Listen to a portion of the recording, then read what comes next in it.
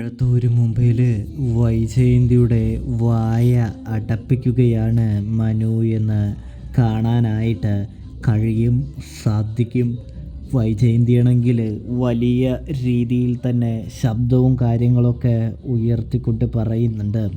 ഇത് താൻ കെട്ടിപ്പൊക്കിയ തൻ്റെ സാമ്രാജ്യമാണ്, തൻ്റെ വീടാണ്, തൻ്റെ ഈ വീട്ടിലാണ് ആ വൃത്തികെട്ടവൾ വന്ന് അധികാരം സ്ഥാപിക്കാൻ ശ്രമിച്ചതും ഈ വീട്ടിൽ ഒരുപാട് പ്രശ്നങ്ങൾ ഉണ്ടാക്കാൻ ശ്രമിച്ചതും. എന്നിരുന്നാലും ആ വൃത്തികെട്ടവൾക്ക് എൻ്റെ വീട്ടിൽ അധികമൊന്നും ചെയ്യാനായിട്ട് കഴിഞ്ഞിട്ടില്ല, അതിനോട്ട് സാധിച്ചിട്ടുമില്ല. അതുകൊണ്ട് തന്നെ എൻ്റെ വീട് എനിക്ക് കിട്ടിയിരിക്കുകയാണ് എന്ന് പറയുന്നു മനുവിനോട്.